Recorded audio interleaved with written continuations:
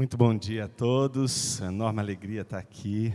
Quero agradecer imensamente ao presbitério, em especial em nome de Mateus, que é o pastor da igreja, junto com os demais irmãos que têm apoiado ele, aos membros dessa igreja. Muita alegria vê-los aqui, ver também alguns que são também da IBP aqui reunidos para celebrar uma festa tão bonita como essa. Estou muito feliz, Mateus, de estar hoje aqui, de poder cultuar essa manhã aqui com vocês, de ver a perseverança desse grupo. É assim que se começa, é assim que Deus faz a obra. E aquilo que Deus está plantando com vocês aqui, Ele está semeando. Ele também está regando e Ele vai na colheita estar com vocês. Que Deus abençoe grandiosamente vocês hoje e sempre. Eu queria compartilhar com vocês uma leitura de Mateus.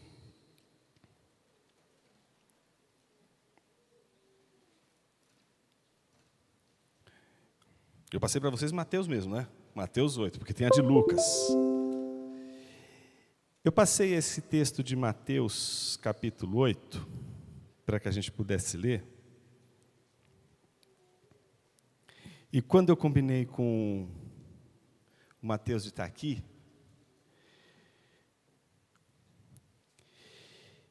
eu tinha acabado de passar por essa região de Cafarnaum, por isso escolhi o texto.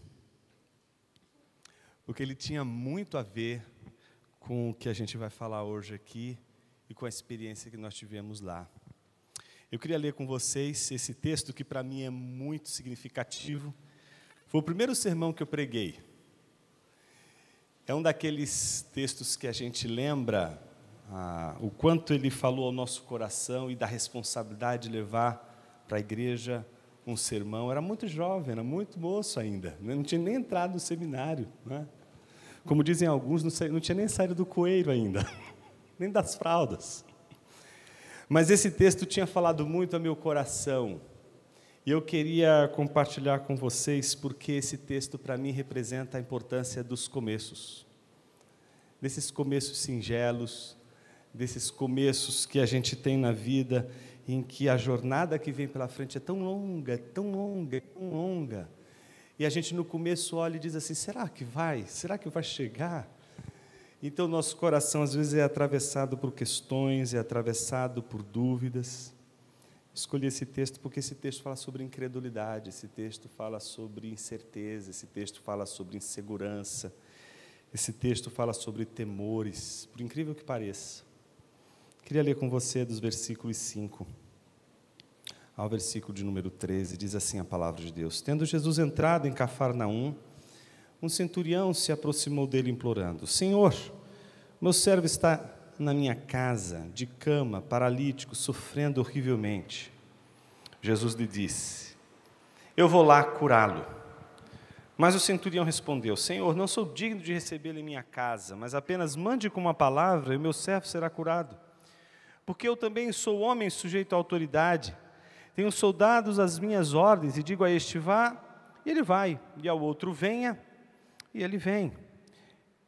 Ao meu servo faça isto, e ele o faz. Ao ouvir isso, Jesus ficou admirado e disse aos que o acompanhavam, em verdade lhes digo, que nem mesmo em Israel encontrei fé como esta. Digo a vocês que muitos virão do Oriente e do Ocidente e tomarão lugar à mesa com Abraão, Isaque e Jacó no reino dos céus. Mas os filhos do reino serão lançados para fora, nas trevas, ali haverá choro e ranger de dentes. Então Jesus disse ao centurião, vá, e seja feito conforme você crê. E naquela mesma hora, o servo do centurião foi curado. Oremos. Senhor, fale conosco mais uma vez pela Tua palavra. Que o Senhor nos guarde, que o Senhor nos ilumine, que o Senhor nos alimente, que o Senhor fortaleça os membros dessa igreja e todos aqueles que aqui se encontram, e que a gente saia daqui edificado, fortalecido, renovado, restaurado. Assim nós oramos em nome de Jesus Cristo, Teu Filho. Amém. Versículo 5 começa dizendo, tendo Jesus entrado em Cafarnaum. Não é fácil entrar em Cafarnaum. Não por causa do caminho, não por causa da trilha, não por causa do lugar. É difícil entrar em Cafarnaum, porque Cafarnaum, junto com Corazim e Betsaida, são as 3 regiões mais duras, mais difíceis, onde menos Jesus fez milagres, onde mais a incredulidade sobre a obra de Jesus reinava. Eram os lugares mais duros, eram os lugares onde o que levava-se em conta era a sua história, o seu histórico. E quem era Jesus? Jesus era um nazareno. Quem nasce em Nazaré, nasce na pior das circunvizinhanças da Galileia. Nasce num lugar paupérrimo, num lugar pobre, num lugar de pessoas que não têm as mesmas oportunidades que aqueles que nascem, por exemplo, em Corazim, Betsaida ou Cafarnaum. Cafarnaum era um lugar extremamente importante, estratégico para o ministério de Jesus. Mas as pessoas que ali estavam não acreditavam nele. Não acreditavam que Jesus era o Filho de Deus, não acreditavam em suas palavras, e mesmo diante dos seus sinais, mesmo diante dos milagres, não reconheciam ele como Filho de Deus. É engraçado como esse texto aparece aqui, porque se de um lado Jesus entra em Cafarnaum, sabendo que Cafarnaum é um lugar de pessoas com coração duro, pessoas com coração frio, pessoas com coração incapaz de sequer curvar-se diante dos sinais poderosos que Jesus estava fazendo. Por outro lado, há naquela circunvizinhança romanos por todos os lados, e os romanos eles ficam muito bem representados por uma guarda, que é uma guarda extremamente importante, chamada de centúria, das 100 soldados romanos que ficam debaixo da autoridade de um centurião. O centurião é aquele responsável por aquele grupo de soldados que são extremamente treinados para conter as manifestações populares contrárias ao Império Romano. Tanto em Cafarnaum, como Corazim, como Betsaida, havia uma rejeição enorme ao Império Romano. Todos sabiam que, embora Herodes Antipas fosse o governador da Galileia, quem na verdade mandava era César por meio de Pôncio Pilatos. Ele era que dava as cartas, ele era que ordenava, ele é que mandava e desmandava ali dentro. Então o ódio, principalmente dos judeus que ali viviam, contra os centuriões e contra a guarda romana ou pretoriana, era enorme. Eles não suportavam, achavam eles infiéis, achavam eles pessoas não tementes a Deus, pessoas de baixa confiança, pessoas que eram consideradas impuras, não dignas de participarem da sua religião, não dignas de participarem sequer da sua mesa, indignas de sentarem-se com eles para comer. Mas a Bíblia diz que quando Jesus entrou em Cafarnaum, um lugar tão especial para ele, porque é o lugar onde ele realiza um dos mais importantes milagres, que é a transformação da água em vinho. É ali naquele lugar onde as pessoas veem milagres extraordinários, mas não acreditam. Ali onde Jesus faz coisas extraordinárias, mas seu povo não o recebe, mesmo vendo os sinais. É ali que um centurião se aproxima dele, implorando para que ele cure o seu criado. A gente precisa saber quem é esse centurião. A gente já sabe que ele domina, que ele governa uma centúria, governa 100 soldados, é, portanto, uma autoridade. Ele faz parte da elite romana, faz parte, portanto, de todo o movimento de opressão que os romanos faziam, sobretudo contra os judeus, nos impostos e em todas as outras questões que envolviam os interesses do império. Mas ele era um romano piedoso. Segundo a narrativa de Lucas, ele tinha ajudado a construir o templo, a sinagoga, melhor dizendo, sinagoga de Cafarnaum. Ele tinha ajudado a construir a sinagoga, não media esforços em ajudar os judeus. Era visto, por exemplo, pela leitura de Lucas, como alguém que era centurião, que era romano, mas que tinha uma profunda admiração pelos judeus, que tinha uma profunda admiração pelo povo de Deus. E a Bíblia diz que quando ele sabe que Jesus está em Cafarnaum, ele então se aproxima de Jesus, e se aproxima de Jesus implorando. Você já imaginou, no imaginário daquele povo, o que seria ver um centurião de joelhos diante de Jesus, o Nazareno? Você percebe o paradoxo que aqueles que estão rejeitando Jesus estão agora vendo? Eles estão vendo o romano, o Império Romano, de joelhos, implorando ao Nazareno, aquele que não é digno de crédito por aqueles que vivem em Cafarnaum.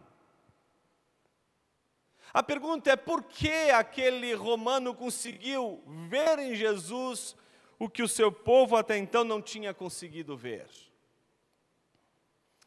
A Bíblia diz que quando ele se aproximou de Jesus e implorou dizendo: Senhor, isso diz muita coisa. Um romano chamar Jesus de Senhor é muita coisa. Ele só chama de Senhor o imperador. Ele só chama de Senhor César. Então, quando ele vê Jesus, ele chama Jesus com o mesmo tratamento que ele dá a César. Imagine os judeus vendo aquele soldado romano, que é da elite romana, que tem toda a autoridade, que causa medo aos judeus, implorando a Jesus para que ele atenda a sua oração. O curioso é que aquele centurião, quando se aproxima de Jesus, é muito interessante, ele não só chama Jesus de Senhor, mas ao mesmo tempo ele leva ao Senhor Jesus o problema de um servo. Ele é senhor de um servo que ele ama muito, mas que está doente, está sofrendo horrivelmente. Segundo o texto de Mateus, ele está acamado e paralítico. Ele não pede a Jesus nada, ele não clama a Jesus para que cure aquele servo. Ele simplesmente está chegando diante de Jesus e dizendo para Jesus a sua aflição. Ele está contando para Jesus, como diz o hino, as suas dores. A gente já perdeu há muito tempo esse estágio anterior aos pedidos. A gente pula ele. A gente já começa a oração pedindo. A gente já não sabe mais contar as nossas dores. Porque quem tem um pedido já tem uma solução. Quem tem um pedido já tem uma resposta. Quem tem um pedido já está dizendo para Deus o que Deus tem que fazer. Quem tem um pedido já vem com as cartas marcadas. Eu quero que o Senhor faça isso, eu quero que o Senhor faça aquilo, eu quero que o Senhor faça aquilo outro. Jesus está acostumado a ver pessoas que se aproximam dele e já vão pedindo alguma coisa, como aquele irmão que tinha uma contenda com outro irmão, e ele chama Jesus no canto, diante da multidão, para dizer: Jesus, vai resolver o problema do meu irmão, e manda ele me devolver a parte que me cabe. Ou seja, ele chega diante de Jesus, já com uma resposta, já com uma saída, já com uma solução pronta, pedindo para que Jesus simplesmente valide as suas orações, pedindo para que simplesmente Jesus valide a forma pela qual Jesus tem que resolver tal ou tal problema. Curioso é que nessa passagem, Jesus, ao ouvir aquele soldado romano dizer, ele está sofrendo horrivelmente, prontamente o que Jesus faz? Como de costume, eu vou lá curá-lo, me mostra onde ele está, eu vou até ele. Jesus não estabelece nenhum problema, nenhuma dificuldade, nenhuma barreira. Jesus não estabelece nenhum vínculo de intriga. Jesus não olha para aquele centurião dizendo assim: você está maltratando o meu povo, por que eu deveria ajudar você? Por que eu deveria ajudar esse centurião? Ele simplesmente olha para aquele centurião e diz assim: eu vou curá-lo. Mas a Bíblia diz que o centurião respondeu: Senhor. Ele chama pela segunda vez Jesus de Senhor e diz: Senhor, não sou digno de recebê-lo em minha casa. A segunda coisa que me chama a atenção nesse texto não é o fato de que ele começa pedindo, é que ele começa simplesmente contando as suas dores e, na sequência, confessando quem ele é. Ele não começa dizendo a Deus o que ele quer, ele não começa a Deus dizendo o que ele precisa, ele começa simplesmente contando as suas dores e, ao mesmo tempo, dizendo quem ele é, com a consciência clara de quem ele é. não sou digno de que entre em minha casa, não sou digno de recebê-lo em minha casa. No entanto, veja o que ele diz: apenas mande com uma palavra e o meu servo será curado. Nesse momento, Jesus poderia olhar e dizer: mas espera aí, você está mandando? Você está me dando uma ordem? Você está me achando um dos seus soldados? Você está achando que eu sou mais um dos seus soldados ali, que você pode mandar assim assado? Observe que isso não acontece, porque logo em seguida, ele diz: manda com uma palavra e meu servo será curado, porque também sou homem que manda, sou homem que ordena, sou homem que diz e não. Ele, em primeiro lugar, diz: porque sou homem sujeito à autoridade. Ele não é o imperador romano. Ele não é a última palavra. Ele tem autoridade sobre muitas pessoas. Mas ele não é alguém que não está debaixo de outra autoridade. Ele está sujeito à autoridade. Ele sabe o que é estar submisso a uma vontade superior a dele. Então, no primeiro momento, você poderia dizer assim: aquele centurião agora está dando uma ordem para Jesus, agora ele está dizendo para Jesus o que Jesus tem que fazer. Não! Ele, em primeiro lugar, ele está dizendo: eu sou o homem sujeito à autoridade, eu sei o poder que uma autoridade exerce sobre os seus súditos. Tenho soldados às minhas ordens, e digo a este, imagina, este é o que está apontando. Aqueles soldados estavam ali, ele não caminhava sozinho, ele não caminhava sem uma guarda perto dele. Ele faz parte da elite romana, ele precisa de proteção. Então ele está vendo aqueles servos todos ali, está apontando: está vendo aquele ali? Meu servo, se eu mandar para ele daqui para lá, ele vai. Aquele outro que está naquela outra ponta, está vendo ele ali? Se eu chamar para ele vir até aqui, ele vem.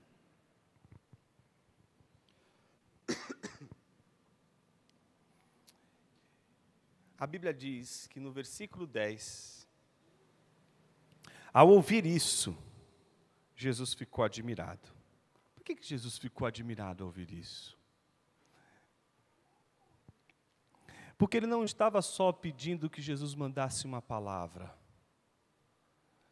Jesus estava vendo aquele homem se submeter à sua palavra, coisa que até então ninguém tinha se submetido. Até então ninguém tinha acreditado nas palavras de Jesus. Até então ele está caminhando num lugar onde as pessoas não reconhecem a sua palavra, não se sujeitam à sua palavra, não se sujeitam ao seu ensino, não se submetem à sua autoridade. E agora, diante daquele centurião, o que Jesus está vendo? Jesus não está vendo um centurião arrogante, dizendo: manda uma palavra e meu rapaz ficará curado. Em primeiro lugar, ele está vendo a confissão de alguém que sabe que a palavra de Jesus é poderosa, e que se Jesus enviar uma palavra, tudo é suficiente. Ele está reconhecendo a autoridade de Jesus, está reconhecendo o poder que a palavra de Jesus tem e exerce. Mas, mais uma vez, por que Jesus ficou admirado? O que é admiração? O que é o espanto? É quando você está sempre diante de algo inesperado. O que se esperaria naquele exato momento que um centurião fizesse? Não só que Jesus, ao dizer vamos para a sua casa, recebesse Jesus com pompas, Jesus na sua casa, porque no fundo, qualquer soldado romano se considerava infinitamente superior a qualquer judeu, e Jesus era um judeu. Isso não era comum. Não era comum um romano se humilhar tanto diante, principalmente, de um judeu. A Bíblia diz que Jesus se admirou e disse não àquele servo, não àquele centurião, e não aos servos que estavam junto com o centurião, mas àqueles que o acompanhavam. Quem acompanhava Jesus? Os discípulos de Jesus, os que estão seguindo a Jesus, Aqueles que estão seguindo a Jesus agora escutam a palavra que Jesus não está dirigindo àquele centurião, mas está dirigindo aos seus discípulos, aqueles, portanto, que fazem parte do povo de Deus, aqueles que estão debaixo da aliança do Senhor. Observe o que Jesus diz: em verdade lhes digo, que nem mesmo em Israel encontrei fé como esta. Digo a vocês que muitos virão do Oriente e do Ocidente e tomarão lugares à mesa com Abraão, Isaque e Jacó no reino dos céus. Mas os filhos do reino serão lançados para fora, nas trevas, ali haverá choro e ranger de dentes. Esse é um dos trechos mais importantes dessa passagem. Porque, em primeiro lugar, Jesus está mostrando que a fé daquele centurião é superior a todas as manifestações que ele tinha visto até então. E a pergunta é, por quê? Quando a gente sabe a história desde o começo, é mais fácil.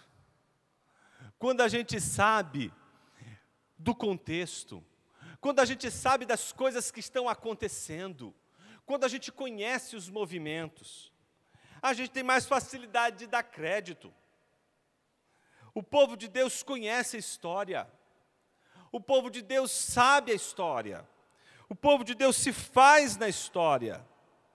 Mas mesmo tendo a vantagem de saber a história, de estar dentro da história, de ser povo de Deus, ainda assim, esse povo não conseguiu confiar suficientemente na palavra de Deus. Me dirijo a você, meu irmão, me dirijo a você, minha irmã, nesta manhã, porque talvez a maior de todas as incredulidades não seja dos ímpios, seja a nossa incredulidade. Porque a nossa se parece mais com a incredulidade de Satanás do que de todos aqueles que, seguindo a Jesus, têm dúvidas sobre se ele é ou não filho de Deus. E deixa eu explicar o porquê. Quando a Bíblia diz em Mateus capítulo 4 que Jesus foi levado pelo Espírito para ser tentado pelo diabo, a gente não está ali diante de um diabo que não sabe quem Jesus é. O diabo sabe quem Jesus é. Ele não tem nenhuma dúvida de que ele é o Filho de Deus. Ele tem certeza de que Jesus é o Filho de Deus. Ele tem certeza de que Jesus é exatamente a figura messiânica do Salmo 91, cujo vão cair 1.000 ao lado, 10.000 à direita e não será atingido. Ele sabe que Jesus é o Filho de Deus e todas as dúvidas que ele levanta são dúvidas para colocar em xeque a confiança de Jesus na palavra de Deus. Me dirijo a você que sabe que Jesus é Deus, mas está provando o Senhor, está testando o Senhor. Você sabe que Ele é Deus, você sabe que Ele é o Filho de Deus, você sabe que Ele é Senhor, mas você vive testando. Será que o Senhor vai responder minhas orações? E aí não param as comparações. Porque essa comparação só acontece com o crente, não acontece com o não crente. Por que eu que sirvo a Deus estou passando tanta necessidade e o ímpio está prosperando? O ímpio não faz esse tipo de pergunta. O ímpio não tem essa problemática, não sofre essa problemática. Ele não passa, ele não pensa nisso. Quem pensa nisso somos nós. Somos nós que fazemos prova, testamos a Deus. Mas a Bíblia nos diz que aquele homem apresentou uma fé tão poderosa que causou a admiração de Jesus. Essa admiração de Jesus não diz respeito aos meios pelos quais aquele centurião acreditava que seriam os meios pelos quais Jesus curaria o seu servo. A fé dele era uma fé tão confiante na pessoa de Jesus e na sua palavra, que pouco importa a sua casa, pouco importa quem ele é, pouco importa a sua história, pouco importa o que os outros vão dizer, o que os outros vão falar, pouco importa se o seu séquito vai olhar para ele com desdém, porque ele está implorando a um judeu para que faça um milagre. A Bíblia diz que no versículo 13, Jesus diz ao centurião, depois de ter virado para os seus discípulos, dito: olha, nem mesmo em Israel achei fé como esta. nem mesmo dentro do meu povo achei uma fé como esta. Jesus volta agora ao centurião e diz: vá e seja feito conforme você crê. Meus irmãos, onde é que tem a palavra de Jesus aí? Dizendo, seja curado. Onde é que Jesus falou para o centurião o servo do centurião ser curado? Então, quando é que Jesus chegou e disse assim, então, peraí que agora eu vou mandar aquela palavra, seja curado, em nome de Jesus. Jesus não falou nada. Jesus não disse nada. Jesus olhou para aquele centurião e disse, vai, porque o teu criado já está curado. Seja feito conforme você crê. A Bíblia diz que naquela mesma hora, o servo do centurião foi curado. Eu olho esse texto e eu me assombro, por quê? Porque é o povo de Deus que quer campanha. É o povo de Deus que quer barulho, o povo de Deus que quer um óleozinho. É o povo de Deus que quer passar no meio de 70 apóstolos. É o povo de Deus que quer pegar em alguma coisa, quer tocar em alguma coisa, quer uma oração forte. É o povo de Deus que quer que faça alguma coisa, tem que ser alguma coisa concreta, tem que ter o lenço ungido, tem que ser aquele homem, não porque o chapéu dele é ungido. Tem que ser aquela pastora, porque aquela pastora, ela fala, quando ela joga o lenço, todo mundo é curado. Somos nós que perdemos de vista que a nossa fé não depende de absolutamente nada, a não ser da completa confiança em Jesus Cristo. Jesus está em Cafarnaum, num lugar onde as pessoas estão seguindo a Jesus, mas estão assim, cheias de dúvidas, cheias de questionamentos, cheias de incertezas. Elas não confiam em Jesus, mas estão seguindo a Jesus. Em contrapartida, aparece um centurião, que não está seguindo a Jesus, mas confia nele. Onde está a tua confiança? Sua confiança está na sua sabedoria? Sua confiança está no pastor? Sua confiança está na oração de um irmão, de uma irmã, que tem uma oração forte, é isso? Onde está a sua confiança? Se sua confiança não estiver em Jesus e na sua palavra, você vai depender sempre de concretudes. Vai precisar de sempre acontecer alguma coisa concreta. Mas no momento em que você confiar em Jesus Cristo, você não vai precisar de nada extraordinário. Você não vai precisar de um relâmpago, você não vai precisar de chuva, você não vai precisar de trovoada. Você só vai precisar confiar nele. E tão somente nele. Mas Jonas, como é que eu faço para confiar nele? Tem um segredo. E essa é a aplicação do nosso texto de hoje. Qual é o segredo? Por que aquele centurião consegue o que muitos dos que estavam ali seguindo a Jesus não conseguiam? Porque é submisso. Porque é submisso a uma autoridade.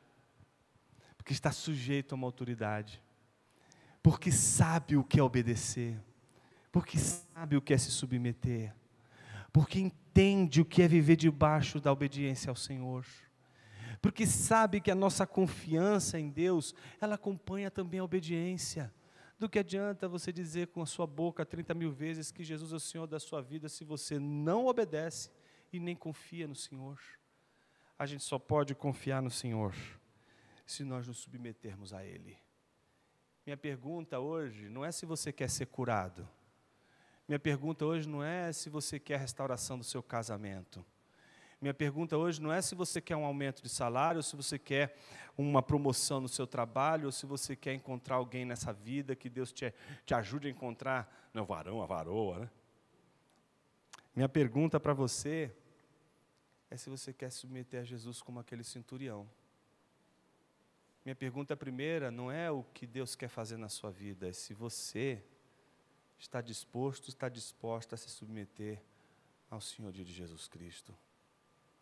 Ah, mas e se Ele não fizer o milagre? Você só vai saber se você se submeter antes. Ah, mas e se Ele não responder a minha oração? você só vai saber se você se submeter antes. Não dá para fazer a jogadinha, não dá para saber antes, porque eu não preciso me submeter antes. Não dá. É preciso pagar para ver. E não dá para pagar para ver se você ainda não dobrar os seus joelhos, se você não se prostrar diante do Senhor Jesus. Para se prostrar diante de Jesus, Ele não pode ser só um nazareno. Ele não pode ser só um homem. Ele tem que ser também Deus. Ele tem que ser também Criador dos céus e da terra. Ele tem que ser Senhor sobre tudo e sobre todos. Será que você pode confessar o seu senhorio a Jesus hoje? Hoje é a mesa do Senhor. E a mesa é um dos mais importantes símbolos de submissão de uma igreja a Ele. Uma igreja que não se submete a essa ordenança, ela não segue a Jesus Cristo. Um dos maiores símbolos que a ceia representa em nossa vida é o compromisso da submissão ao Senhor. Por isso a minha pergunta não é se você quer ser curado, se você quer um milagre, porque a gente sabe o que você quer. A pergunta é se você quer se curvar ao senhorio de Jesus. Talvez você já tenha a solução para o seu problema. Talvez você já saiba até o que Jesus tem que fazer. E você só quer que Jesus faça o que você quer. Mas Jesus não vai fazer o que você quer. Jesus não vai fazer a sua escolha. Ele é o caminho contrário à sua escolha. Porque é contra a sua escolha que Ele vai salvar você do abismo que você se enfiou. Esse abismo que lá no fundo, junto com as trevas, onde o Oriente e o Ocidente, que ouviram a palavra de Deus, mas mesmo assim rejeitaram e se tornaram apenas filhos do reino, serão lançados ali, nas cinzas, no lixo. É ali que se encontram todos aqueles que não olham para Jesus com os olhos daqueles que veem nele, não apenas o Nazareno, mas o Senhor, Criador dos céus e da terra. Eu queria orar com você nessa manhã. Não para que Ele seja Senhor. Você pode sair daqui fazendo a sua vontade, fazendo o que você quer bem, entende? Ele vai permanecer sendo o Senhor, mesmo que você não queira.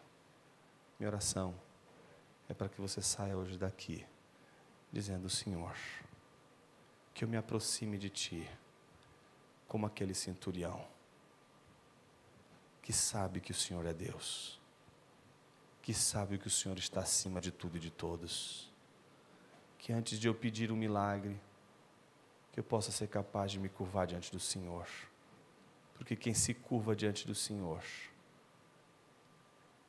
se admira, se espanta com o que o Senhor é capaz de fazer, porque Ele costuma fazer, nunca o que a gente pede, mas o que Ele quer. Você vai pedir para Ele mandar uma palavra, mas Ele não vai mandar uma palavra. Ele vai curar. Ele vai fazer. Não como você quer, mas como Ele quer. Mas Ele só vai fazer diante daqueles que se curvaram diante do Senhor. Vamos fazer isso, meus irmãos, agora.